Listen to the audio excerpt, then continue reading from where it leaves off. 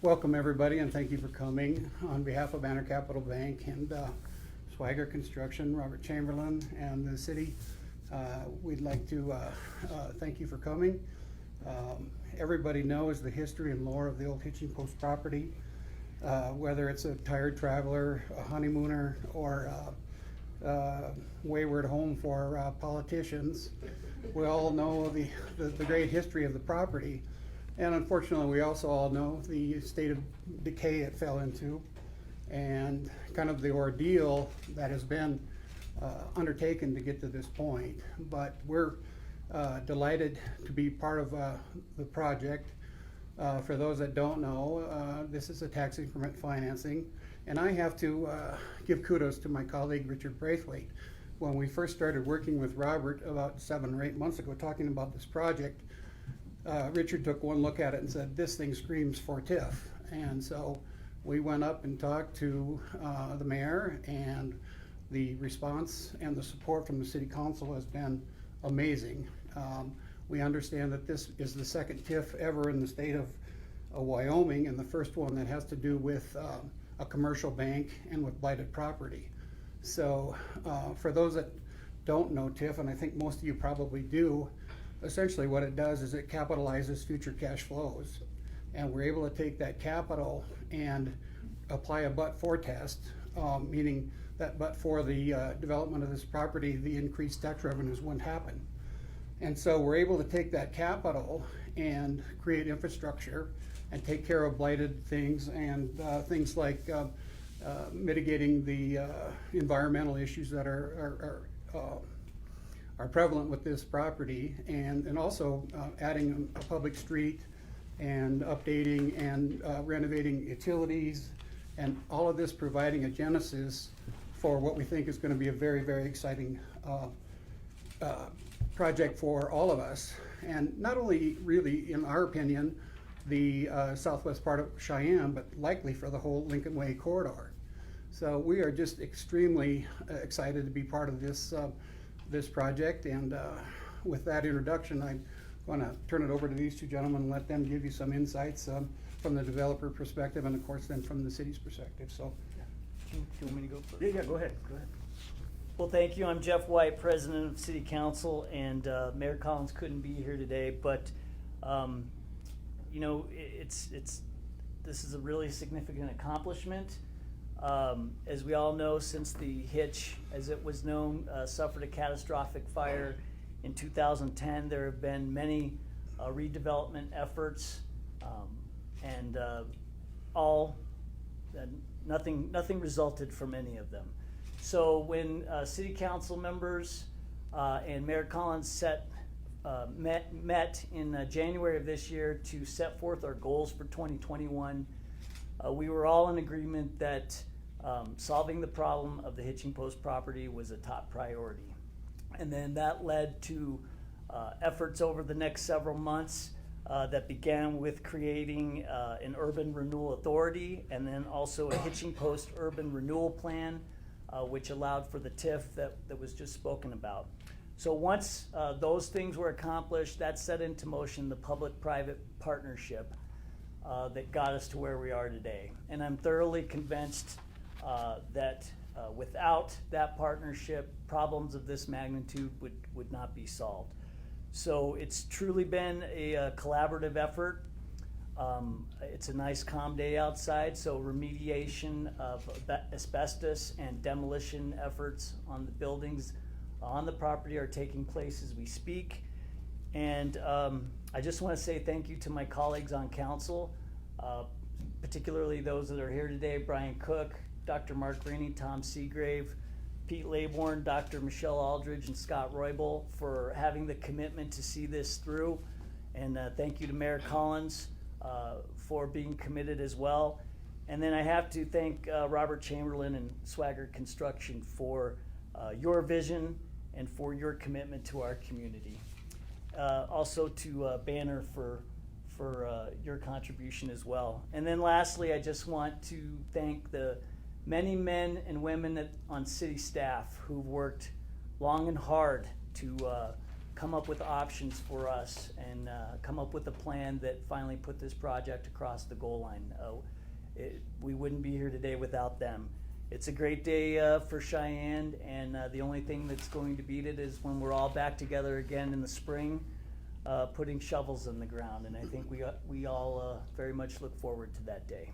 So I'll turn it over to you, Mr. Chamberlain. Perfect. Well, yeah, just to add a little bit, I mean, this is an extremely exciting property, not just for us, but then also for the whole city as a whole. And this truly has been, as both these gentlemen have reiterated, a true group effort. I mean, to have the participation with the City Mayor Collins and all of his team, that was a vital part in us being able to get this done. A big thanks to, Banner, both Richards, everybody involved on that side. As without that, believing in the vision that we had, we wouldn't be able to get it done. And then we've had countless folks within our organization that have played vital roles in getting stuff set up, making sure we got folks on site, really working through the plan that we had kind of set out in January, as it's been an extremely long process on this one. And so we're actually, honored as Swagger Construction to be able to participate in this just because of the significance that it gives back to the city. As Richard had said, it seems like everybody I talk to has some form of connection with that site, whether I just heard the other day about, folks remember going to prom there, and stuff like that. And so for us to be able to participate in that and really, oh yeah, okay, yeah, there's one right there. Okay, yeah. Yep. Not together. Yeah, No. yeah. And different years. Yeah. But to be able older to, than I am. yeah. But to be able to participate in that and really give back to the city of such a blighted property that's been a nuisance for the past 10 years, it is truly an honor. It's a way that we can give back to, this amazing city we have and really become a vital part in revamping that western development. So we're excited to be a part of it. We got big plans that we'll probably go through in regards to the site plan. And so definitely an exciting project, not only for all of us in this room, but then for the whole city. One other point that came to mind is, as we're talking here, is that the city in its wisdom has included a much bigger parcel than even what Robert is developing. He's about a 10-acre piece, and as I understand, the whole TIF plan is closer to about 80 acres. So future development in terms of commercial, maybe some multifamily and single-family homes down the road is very much a distinct possibility. So that this whole thing could really be the genesis for an awful lot of fun momentum for the city and for those involved. So I guess with that, we'd open it up for any questions you might have and see if we can. I've got one. Jimmy Orr with Cowboy State Daily. Jeff, this is for you. You're a lifelong citizen of Cheyenne. What does it mean to you to be able to accomplish this? This is a big deal. It is a big deal, and as was stated, generations of our citizens have a lot of sentimental memories of that property. So I think when we all know, we all saw the disrepair that it had fallen into, but once the fire really destroyed that property, I think we didn't just lose a building, but we lost part of our identity. I mean, that was such a historic staple, and so much legislative business was conducted there, as you pointed out in an article last week, I believe. So to really see something literally rise from the ashes is it's just really, I'm really happy about it. It's very satisfying, and I cannot wait to see the finished product. Quick follow-up. Do you still talk to the person that you went to prom with? I actually do. She actually lives in Omaha now and is a true Nebraska fan. I know Mayor Collins and Dr. Rennie will be happy about that. But yes, and this has gotten a lot of regional coverage as it should. To your point, Jimmy, I connected with a couple of friends who were out here for Frontier Days. One lives in California now, and one lives in Texas. And the first question they asked me when I saw them is, when is something going to be done about the hitching post? Because it just means so much to so many. And I told them that we were very, very close, and that hopefully I'd have some good news for them soon. And they've seen the press and have reached out to me to tell all of us good job. Congratulations. Thanks. And kind of just jumping off of that a little bit as well too is just since the connection that everybody has with it, that's why we've really tried to honor that site and keeping the name of the Hitching Post. Everybody's familiar with that, not only in the state, but regionally as well too. So continuing to kind of honor that in the form of keeping it, as a Hitching Post Plaza, just revamping it, and then everything we have going in there from the development side is making sure that we just take care of that site. And one of the biggest things that we're continuing to work on right now is one of the biggest staples that's at least still remaining there that's worth something is that sign. There's a big Hitching Post sign. So basically one of the goals is to renovate that and kind of get that back up to its glory days. So then that's still the staple of pulling into the development. That's great news. Wow. That's great news. Any other questions? Yeah, Please. Hannah Black, Wyoming Tree Eagle. You said you'll have shovels in the ground this spring. Do you have any timeline kind of beyond that sketched out yet? Yeah, so not at this time. So basically, this is multiple phases to do this. That's why it's kind of taken so long for it to even kind of get going. So the first phase is taking care of the asbestos abatement as well as the demo. Now we anticipate that hopefully taking about 2 months, but that's all kind of weather permitting. As Richard had kind of mentioned before, or is Jeff, one of the two, but we've got to watch out for wind factors as well too. We can't do it when there's high amount of wind, which unfortunately in Wyoming we get a little bit of that, Cheyenne in particular. So it's all kind of weather permitting. I mean, the biggest goal is just getting those buildings on the ground and getting them disposed of before we get too deep into fall and definitely the winter where we start playing around with snow and those different elements. So the goal is definitely to start going vertical in the spring. It's just we're just focused on that phase one of trying to get everything on the ground. All the infrastructure underneath needs to be replaced with the exception of the water. Yeah. So, I mean, it's dated. I didn't realize it, but if you Google it, that property was built in 1929.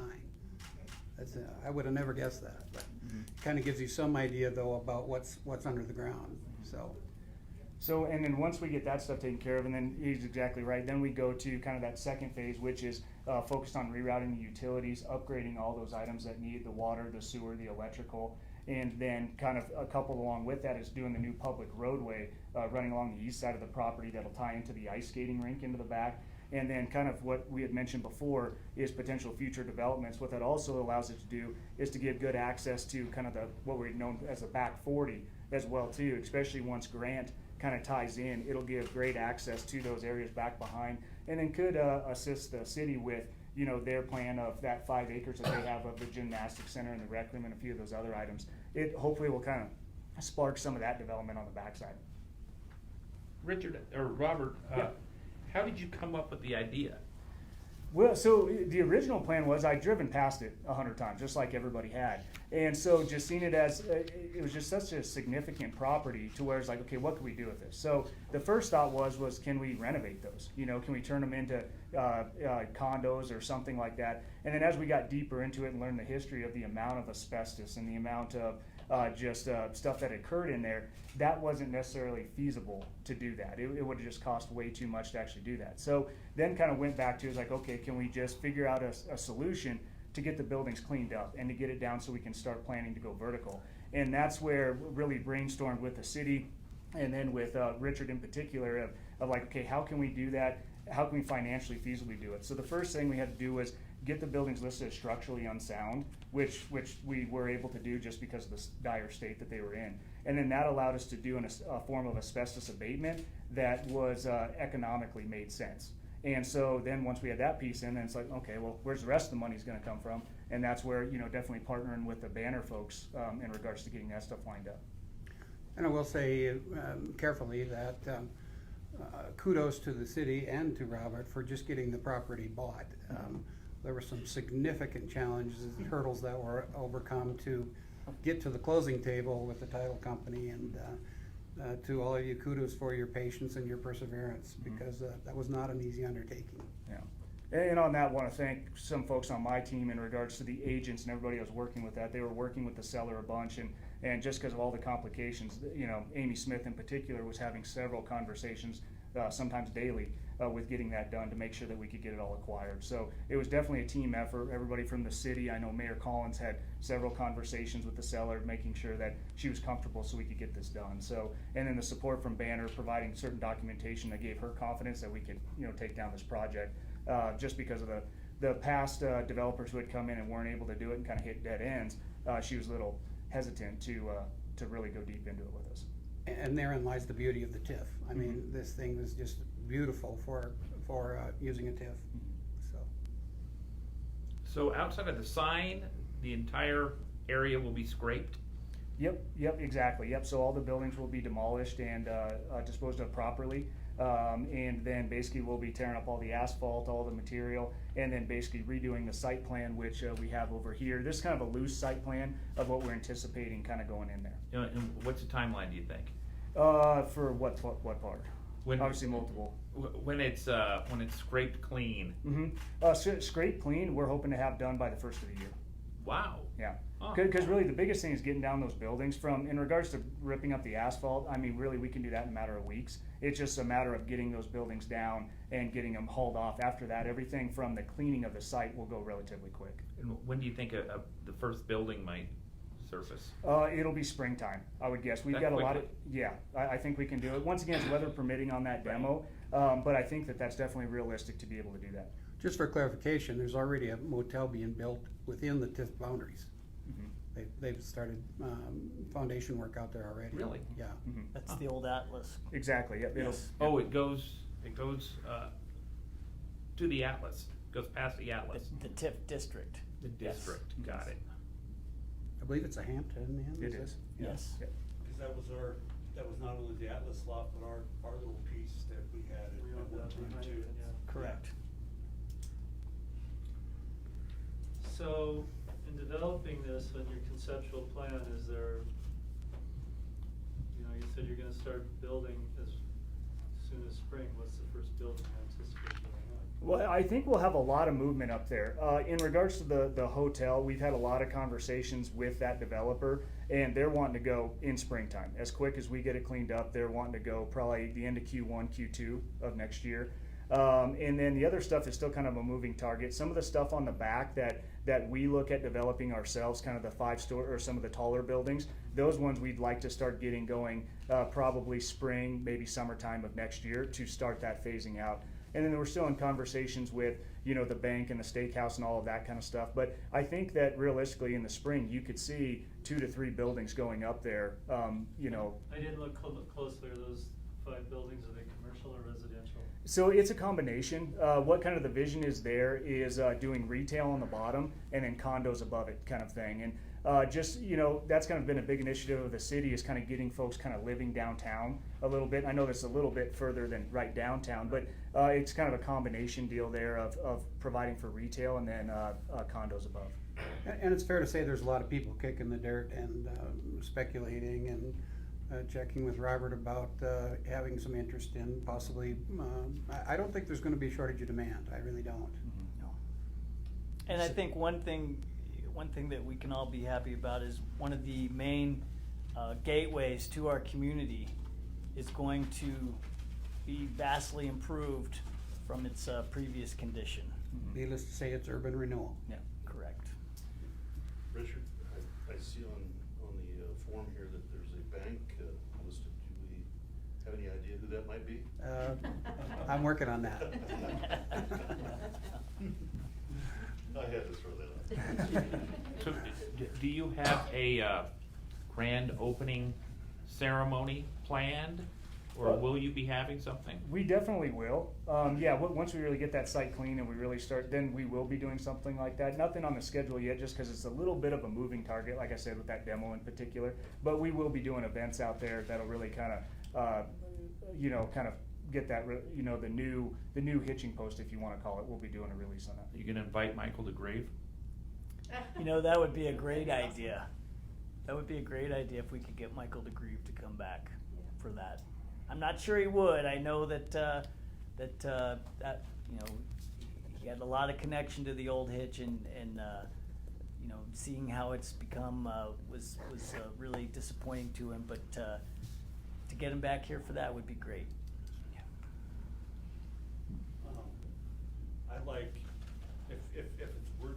tell you, and I do realize this is all just still very conceptual. Yes, without a doubt. But I do like the idea, or at least your thought process, regarding some, the parking garage, something like that, to where, then it would make a lot of this very walkable. I really like that. Again, I realize a lot of things have to fall in place for that to happen, for Yeah. you, sure, but I really like, where you're going with that as far as, making a lot of this area, especially that it looks like, that would enable this back part to be very walkable. So I don't know if you wanted to talk about that. Yeah, and you're exactly right. I mean, that's kind of the goal of designing that plaza, and hence the name and stuff like that, is really kind of having a little community here inside of the Hitching Post, to where, I could see it to where you have retail, you have some restaurants, you have that kind of an open plaza area that you see in a lot of areas, in different places. So, and then that's where that parking garage does come in, because then you've got great walking access to either going up to, some of the stuff along the Lincoln Way frontage, or kind of coming back to these different areas. And then once again, with partnership with the city, I could see it for overflow for some of their city events, which I know they're really gonna be doing a lot more there. They've got great access to that as well too. And just the facilities that we could see coming in, I think it services the Ice and Event Center very well as well too. So that's a big partnership that we're trying to do, is how does this function well with everybody around us, and then incorporate in the new elements that we're trying to bring in. The west side has always been difficult. I mean, it's a difficult area, especially after the fire. So how will this revitalize as part of the community, do you think? Well, it's conjecture, of course, but the nuisance part of the property should clean up itself over time. It'll feed on itself, especially if we can keep the momentum and keep going down Lincoln Way. But as far as being a nuisance property, of course, that'll all go away with the destructions of the properties, of the old properties. So, but the other thing we haven't touched on is the economic impact of this. I mean, we sat down the other day, Richard, and ran some preliminary numbers, and just without any turns of the dollar, we were thinking the impact was in the neighborhood of $40 to $50 million. And so you start taking that times a multiple. This has 7-figure, 8-figure kind of implications with actually 8 or 9 zeros implications in terms of economic development. So this is a big deal for the city.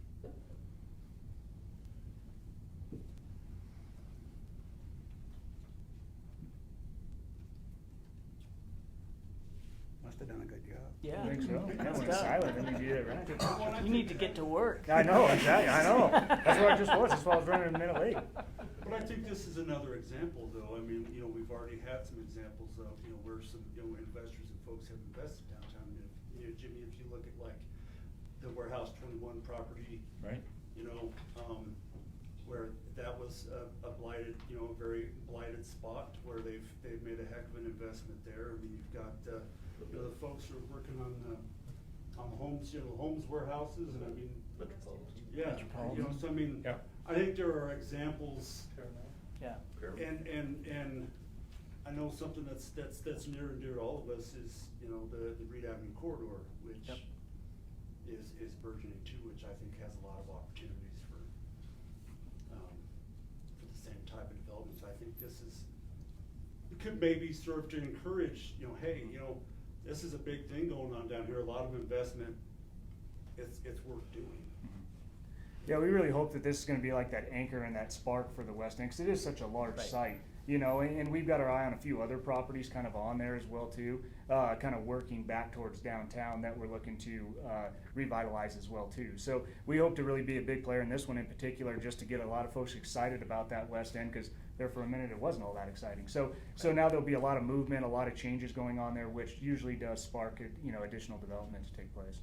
It was a little bit surprising to me that TIF hadn't been used in Wyoming hardly at all. One time, I guess it was here in Cheyenne, and it was a special deal with, I believe it was a power company or something, but, yeah. And, TIF's been around since the early 50s, and especially for blighted properties, it just works incredibly well, so. What is the simplest way to explain TIF? Absolute simplicity. It's basically taking future revenues, tax revenues, and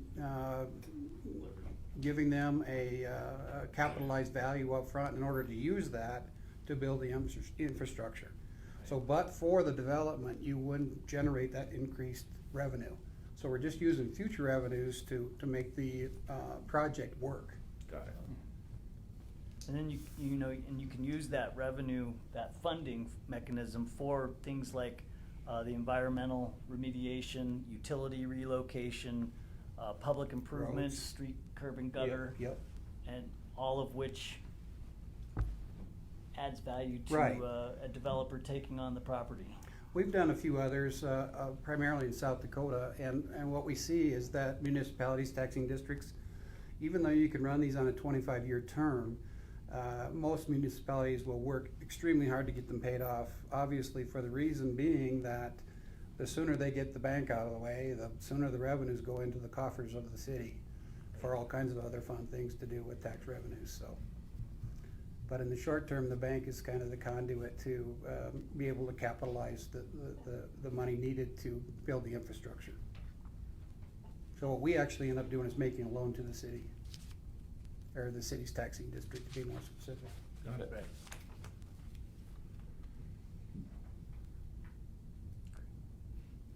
No further, Any other any questions? questions? I just have a comment. I really appreciate your tenacity and not giving up, because it would have been really easy multiple times, I'm sure. Yeah. And the support of the bank in this process. But I'm really, what excites me about this project is, one, I also went to prom there. I married the individual I went to prom with. And we're still married 44 years later. But, I saw him the other night. yeah, that's right. 44 years later, we're still married. But I'm really excited that we have a young contractor that is wanting to invest in Cheyenne, stay in Cheyenne, and really has put forth an effort entrepreneurially to do this project. So kudos to you, and thanks for believing in Swagger Construction, because it's a risk anytime you invest in a project like this, but I think it's going to pay off huge benefits. So congratulations. Well, that's really why we're doing it, is honestly it's for the whole city as a whole. So we appreciate and love hearing that, and it's one of those few ones where 99% of the population, they want to see that down. It's a pain in the butt, and so no, that's really what we're doing. This is more of a city community project than it is anything else. So yeah, I know we're a private developer, but really it's the whole city who's participating in this. Well, the only thing I gotta say is after the press conference, if you guys got a few minutes, Pete and I'd like to show you a property downtown.